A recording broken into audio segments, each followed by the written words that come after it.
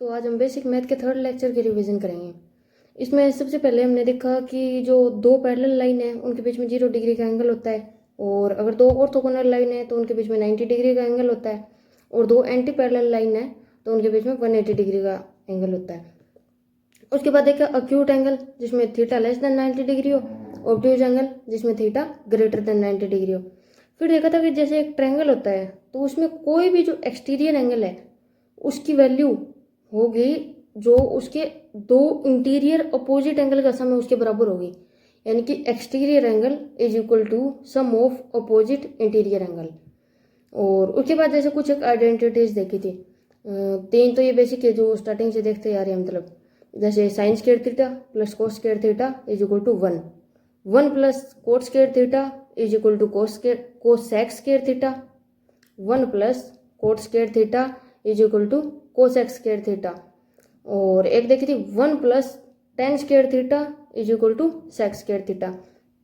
उसके बाद कुछ एक आइडेंटिटीज देखी थी जिनके मतलब हेल्प से एंगल कोई भी जो रैंडम एंगल है वो निकालना आसान हो जाता है। तो उसमें सबसे पहले थी साइन ए प्लस बी। तो sine a plus B is equal to sine a cos B plus cos a sign b. Sine a minus B is equals to sine a cos b minus cos a sign b. उसके बाद देखी थी cos a plus B.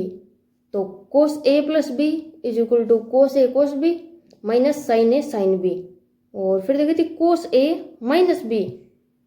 तो cos A minus B is equals to cos A cos B plus sin A sign B. फिर एक देखी थी tan A plus B. तो tan A plus B is equal to tan A plus tan B upon 1 minus tan A tan B. और tan A minus B is equal to tan A minus tan B upon 1 plus tan A tan B. ये कुछ एक ऐसी identity देखी थी।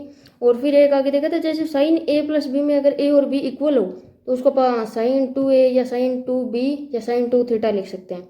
तो sine 2 theta is equal to 2 sine theta cos theta, और cos 2 theta is equal to cos square theta minus sine square theta. और जब इसको आगे सोल्व करेंगे तो cos 2 theta is equal to 1 minus 2 sine square theta. ये थी। अब देखते हैं कि इन आइडेंटिटीज का यूज क्या है। मतलब तो जैसे कोई भी रैंडम एंगल दिया जैसे 105 डिग्री या 170 डिग्री, यानी कुछ एक जो कॉमन एंगल थे उनका तो अपन ने याद कर लिया था, उनका तो सिंपल उस तरीके से बता देंगे एंगल की वैल्यू। कोई रैंडम एंगल पे अगर अपने को वैल्यू पूछ ली तो उसको इन आइडेंटिटीज के हिसाब से तोड़ के और अपन वैल्यू बता सकते हैं। और एक देखा था जैसे मतलब कि साइन का जो ग्राफ है वो साइनोसोइडल होता है, साइनोसोइडल शेप का ग्राफ होता है साइन का जो फंक्शन है उसका। तो उसमें जैसे 90 डिग्री को अपन फ्रेम ऑफ रेफरेंस मान लेंगे। अब 90 से आगे जिस हिसाब से एंगल डिक्रीज होगा उसी हिसाब से 90 से पीछे डिक्रीज होगा। यानी कि कहने का मतलब ये है कि 91 डिग्री और 89 डिग्री पे वैल्यू सेम होगी, 92 डिग्री और 88 डिग्री पे वैल्यू सेम होगी। यानी कि अगर आप 90 में प्लस 10 करके वैल्यू निकालेंगे तो वही वैल्यू 90 से जब 10 माइनस करेंगे तब आएगी। ये मतलब पिछले लेक्चर में भी देखा था और इसमें भी है ये। फिर आगे देखा था जैसे स्मॉल एंगल अप्रोक्सीमेशन, मतलब कि जिसमें थीटा लगभग 5 डिग्री से कम हो, तो उसमें sine theta is equal to tan theta is equal to theta, जिसमें कि थीटा डिग्री में नहीं होता, रेडियन में वैल्यू फाइंड करनी पड़ती है। डिग्री में होता है लेकिन उसकी वैल्यू रेडियन में बतानी पड़ती है। और cos theta is equal to 1। उसके बाद देखा था ASTC रूल। तो ASTC रूल में हम ये देखते हैं कि जैसे 0 से 360 डिग्री तक जो एंगल होते हैं उनमें 4 क्वाड्रेंट बनते हैं। 0 से 90 डिग्री तक जो क्वाड्रेंट होता है उसको फर्स्ट क्वाड्रेंट बोलते हैं, 90 से 180 तक सेकंड, और 180 से 270 तक थर्ड क्वाड्रेंट, और 270 से 360 तक फोर्थ क्वाड्रेंट। तो इसमें हम देखते हैं कि मतलब ऐड शुगर टू कॉफ़ी। तो ऐड मतलब ऑल पॉजिटिव, तो 0 से 90 डिग्री जो फर्स्ट क्वाड्रेंट है उसमें सारे पॉजिटिव होंगे। ऐड शुगर, तो सेकंड क्वाड्रेंट में साइन शुगर मतलब साइन साइन साइन वाले पॉजिटिव होंगे, बाकी 10 और कोस वाले नेगेटिव होंगे। फिर है थर्ड क्वाड्रेंट में सिर्फ 10 वाले पॉजिटिव होंगे, कोस और साइन वाले नेगेटिव होंगे। और फोर्थ क्वाड्रेंट में कोस वाले पॉजिटिव होंगे, 10 और साइन वाले नेगेटिव होंगे। तो अगर किसी भी एंगल पे अपने को वैल्यू पूछ रखी है तो वो वैल्यू पॉजिटिव आएगी या नेगेटिव आएगी वो तो देखेंगे क्वाड्रेंट के हिसाब से। मतलब 0 से 90 डिग्री तक है तो सारी वैल्यू कोई भी कोस हो, चाहे टेन हो, चाहे साइन में हो, किसी में भी वैल्यू पूछ रखी हो पॉजिटिव ही आएगी।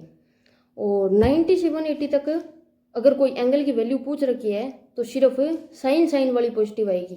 और फिर आगे जैसे देख लेंगे कि कौन से क्वाड्रेंट में कौन सा पॉजिटिव और कौन सा नेगेटिव है। तो अगर कोई भी नेगेटिव है या नेगेटिव है ये बतानी है तब तो अपन क्वाड्रेंट के हिसाब से बताएंगे। और वैल्यू फाइंड करनी है अपन ने, जैसे कुछ एक आइडेंटिटीज लगा के भी देख ली उनके हिसाब से निकाल लेंगे और कुछ एक जो कॉमन वैल्यू होती है वो याद कर लेंगे। लेकिन पॉजिटिव नेगेटिव का हमेशा ये याद रखने वाली बात है कि क्वाड्रेंट के हिसाब से ही देखेंगे। जैसे कोई भी रैंडम वैल्यू पूछ रखी है साइन 180 डिग्री, साइन 170 डिग्री या साइन 180 माइनस थीटा, तो जो भी क्वेश्चन में दे रखा है सबसे पहले ये देखेंगे कि ये क्वाड्रेंट में आता कहाँ है और उसके हिसाब से आप पॉजिटिव नेगेटिव किस में आएगी वैल्यू वो डिसाइड कर लेंगे। उसके बाद आप उसको आगे सोल्व करके या किस टाइप से आसान करके फिर आप उसकी वैल्यू निकाल लेंगे। तो एक तो जैसे मतलब आइडेंटिटीज के हिसाब से तो आप सीधा निकाल ही सकते हैं। कोई भी रैंडम एंगल पूछ रखा है उसको छोटे छोटे मतलब कोई दो एंगल जिनकी अपने को वैल्यू पता है उसमें तोड़ लेंगे। जैसे साइन a प्लस बी तो उसमें तो अपने को उस आइडेंटिटी को पूरा सोल्व करना पड़ेगा। लेकिन अगर आप रेफरेंस में लेते हैं 90 डिग्री, 180 डिग्री, 270 डिग्री या 360 डिग्री तो अपने को वो आइडेंटिटी सिंपल हो गई, एक सीधी वैल्यू पता चल जाती है। जैसे साइन 180 माइनस थीटा है तो वो होगा सिंपल साइन थीटा। तो यानी साइन 180 को रेफरेंस लेके उसमें से आप कोई भी मतलब वैल्यू माइनस करते हैं तो वो सीधा साइन थीटा की वैल्यू पुट कर देंगे तो अपना आंसर आ जाएगा। और इसमें ये है कि हॉरिजॉन्टल पे जो एंगल होते हैं यानी 180 डिग्री और 360 डिग्री को अगर अपन ने रेफरेंस में लिया है तो अपना जो फंक्शन है वो चेंज नहीं होगा, साइन का साइन रहेगा, कोस का कोस रहेगा। और अगर 90 डिग्री और 270 डिग्री को रेफरेंस में लिया है यानी उनमें कुछ प्लस या माइनस कर रहे हैं तो अपना जो साइन है उसका कोस बन जाएगा और कोस का साइन बन जाएगा।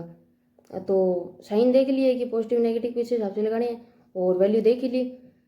तो और जैसे मतलब इसका एक एग्जांपल ले लेते हैं, साइन 180 माइनस थीटा है तो ये 180 हॉरिजॉन्टल पे हो गया तो फंक्शन तो चेंज होगा नहीं तो इसका सिंपल आ जाएगा साइन थीटा। और मान लो जैसे कोस 180 माइनस थीटा है तो इसका अगर अपने को साइन देखना है तो 180 माइनस थीटा और ये जो जनरली थीटा होता है वो 90 से कम होता है तो ये किस कौन सी क्वाड्रेंट में आ गया, ये आ गया सेकंड क्वाड्रेंट में। और सेकंड क्वाड्रेंट में कोस क्या होता है, नेगेटिव। तो कोस 180 माइनस थीटा सिंपल हो जाएगा माइनस कोस थीटा। अब जो कोस थीटा है उसकी वैल्यू पुट कर देंगे और आंसर इसका नेगेटिव में आएगा। तो यही देखा था हमने इस लेक्चर में।